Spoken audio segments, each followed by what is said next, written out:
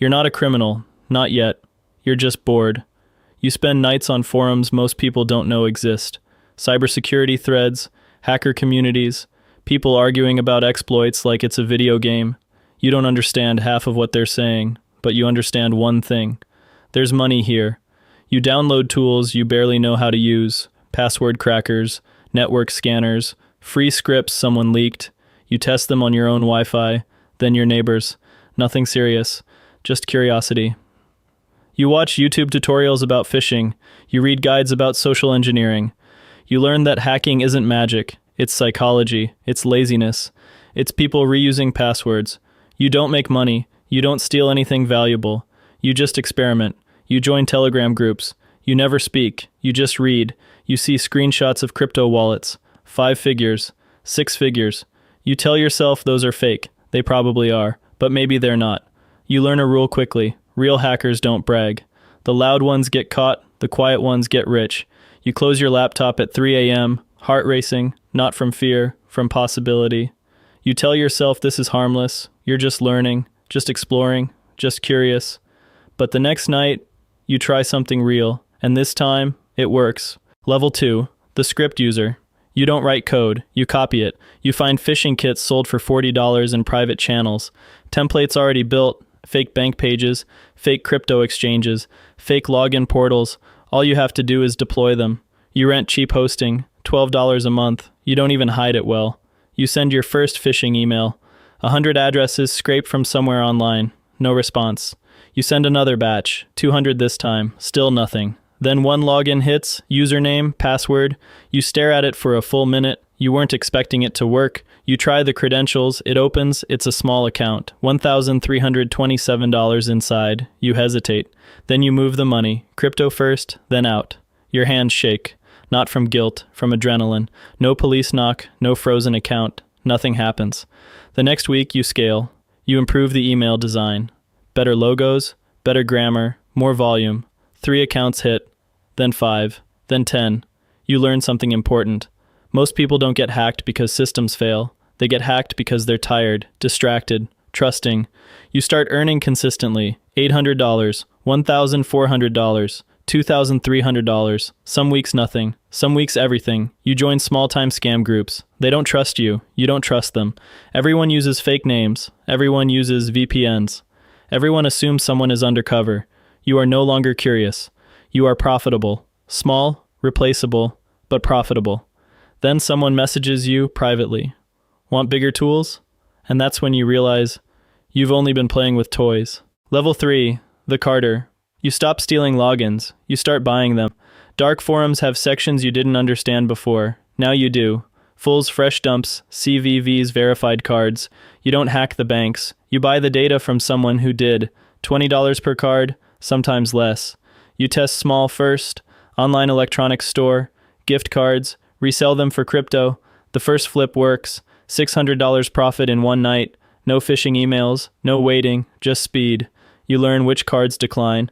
Which banks flag faster. Which countries are easier. You stop using your own infrastructure. You start using drop addresses. Reshipping mules. People who don't ask questions. You pay them 10%. They take the risk. You take the margin. Your Telegram changes. You're in new groups now. Serious ones. People posting daily balance screenshots. $12,000. $18,000. $27,000. You stop being impressed. You focus on scaling. You automate card testing. You bulk purchase. 50 cards, then 200, then 500. Some burn instantly. Some hit big. One corporate card runs clean. $8,400 before it's killed. Your biggest night yet. You stop thinking in hundreds. You think in thousands. $5,000 weeks become normal, then $12,000 weeks, then $20,000 months. You upgrade your laptop, you upgrade your phone, you don't upgrade your lifestyle, not publicly. You understand something now. This isn't hacking, it's logistics, supply, demand, speed, and silence. Then a vendor messages you. Why flip small? Want access to real volume? And for the first time, you're invited up the ladder. Level 4, the Fisher at scale. You stop buying stolen cards. Margins are thin. Supply isn't stable. You want control. So you build your own funnel. Not from scratch. You buy better kits, custom domains, bulletproof hosting. You clone real websites perfectly. Banks, crypto exchanges, Streaming platforms. You don't blast random emails anymore. You target. You buy breached email databases. Filter by bank. Filter by country. Filter by income bracket. You design emails that don't look fake. No spelling mistakes. No urgency in caps. Just calm authority. Unusual activity detected. You test small. 500 emails. 12 hits. 3 with real balances. You don't drain them immediately. You log patterns. You wait. You learn when they check accounts. You learn how long before they notice. Then you move. Crypto first, then layered transfers, then mixers. $14,000 in one afternoon. You realize something. Scale beats hustle. You automate. Landing pages rotate. Domains expire and reappear. You build a small team. One designer, one email sender, one mule coordinator. You split profits. You take the largest cut. Your monthly income stabilizes. $20,000, $40,000, then a $62,000 month. You don't celebrate, you improve. Your infrastructure gets cleaner. Encrypted comms only. No personal devices, no reused passwords. You're not a script user anymore, you're an operator. But operators attract attention. Spam filters adapt. Banks respond faster. You notice accounts locking sooner. Then one morning, one of your domains is seized. A red warning page replaces your login portal. You feel it immediately. This isn't small anymore. You're visible, and visibility changes everything. Level 5. The malware operator. Phishing feels small now. Too slow. Too dependent on human error. You want leverage. You buy access to ransomware kits. Not the loud public ones. Private builds. Affiliate programs. You don't attack targets yourself. You deploy payloads. Small businesses first. Local law firms, medical clinics, manufacturing companies. You breach through exposed remote desktop ports, unpatched servers, stolen credentials. Once inside, you move quietly. You map the network. You disable backups. You escalate privileges. Then you trigger it. Files encrypt across the system. Screens turn red. Your data has been secured. You set the price. $75,000. They negotiate. You don't respond immediately. Silence increases pressure. Some refuse. They try to recover. They fail. Then they pay. Crypto only. You verify the transfer. You send the decryption key. Professional. Efficient. No emotion. The first payout is $48,000 after affiliate split. More than you made in months before. You realize something dangerous. Companies are easier than people. They have insurance. They have panic budgets. They pay faster. You scale carefully. 2 operations per month, then 3. One job hits big. A regional logistics company, $310,000 ransom. Your cut, $140,000. You don't touch the money immediately. You spread it, different wallets, different chains, cold storage. Now your yearly income crosses 7 figures. You're no longer a scammer. You're part of an ecosystem. Developers, access brokers, negotiators, money launderers. You join private channels, invite only, vetted. You see names you recognize from headlines. You stop thinking about getting rich. You think about staying invisible. Then one morning, you see your ransomware strain mentioned on a cybersecurity blog. They don't know it's you, but they know it exists, and that means you're officially on the radar. Level 6. The network builder. You don't deploy ransomware anymore. You recruit the people who do. Affiliates, independent crews, small operators looking for better tools. You offer infrastructure, custom builds, stable encryption, reliable payment panels. In exchange, you take a cut, 20%, sometimes 30%. You create rules. No hospitals, no schools, no local targets. Not for morality, for heat management.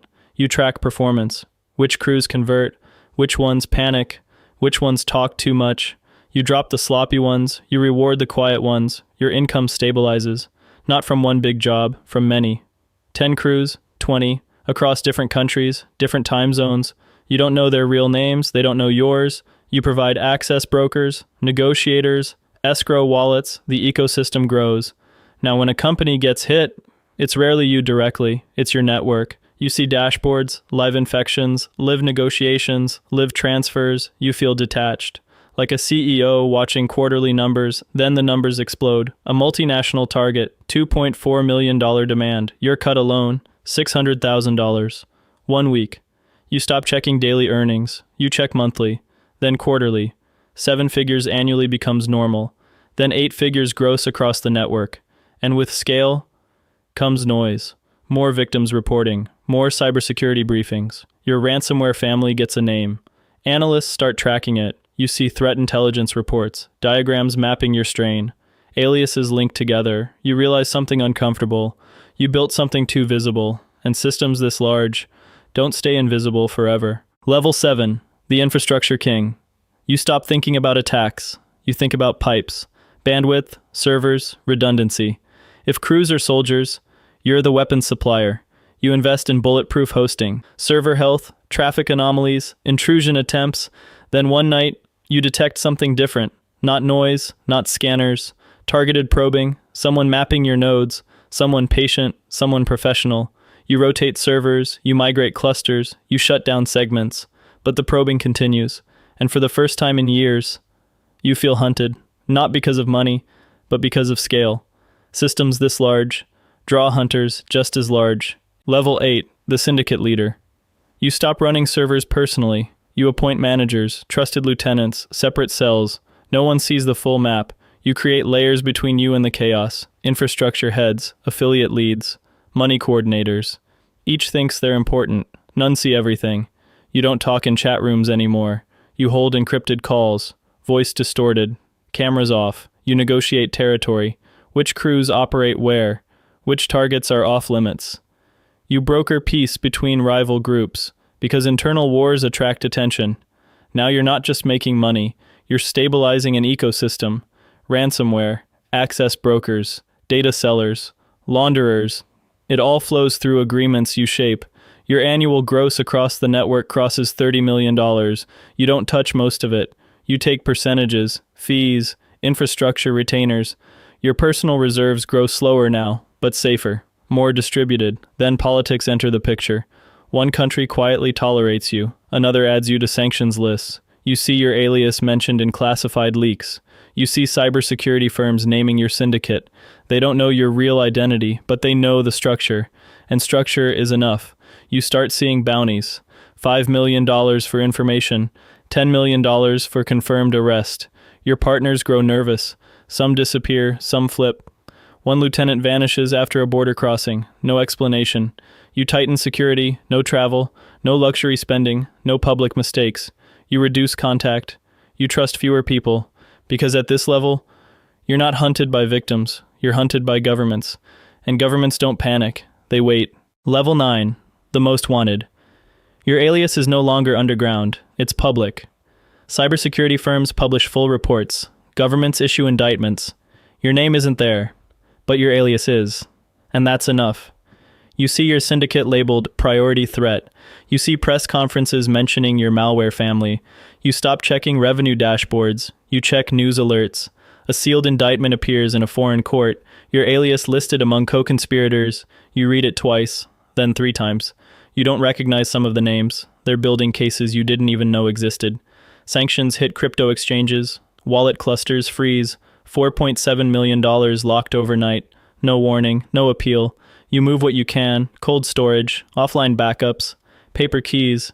You stop using normal internet, air-gapped devices only. You don't travel, you don't cross borders, you avoid airports entirely. Then one morning, Interpol publishes a red notice. Your alias, your operation, your network. They still don't know your real face, but they know the structure. You watch footage of arrests, former affiliates in handcuffs, data centers seized, servers imaged, some flip, some talk. You assume everything is compromised, you shut down segments, you burn contacts, you wipe machines. Your world shrinks, no crew meetings, no infrastructure oversight, just survival. You're not a leader anymore, you're a liability. And at this level, liabilities get removed by governments or by former partners trying to save themselves. You sleep in different rooms each week, you trust no one, you refresh news feeds obsessively. Then something changes. The headlines slow, attention shifts. Another syndicate rises. Another breach dominates the news cycle. Your alias disappears from trending feeds. The red notice remains, but the spotlight moves. You're not safe, you're just not urgent. And in this world, not urgent is the closest thing to invisible. Level 10, the ghost. The headlines move on. Your alias fades from feeds. The red notice still exists, but it's buried. You shut everything down. No syndicate, no infrastructure, no affiliates, just silence. You don't consolidate your money. Large transfers attract eyes. You move small amounts, slowly, carefully, different chains, different paths. You don't build anything new. You don't join new groups. You don't respond to messages. You live smaller, cheaper apartments, cash purchases, no patterns. Some days you think they forgot. Some days you're sure they didn't. You check the door twice. You scan rooms instinctively. You sleep lightly. You stop chasing power. Now you chase quiet. You built a network that made millions. You dismantled it yourself. No arrest, no trial, no headline closure, just absence. Somewhere right now, someone is learning how to send their first phishing email. They think it's just money. They think they won't get caught. They don't understand the ladder. They don't understand the spotlight. And they definitely don't understand how hard it is to disappear. The cycle continues.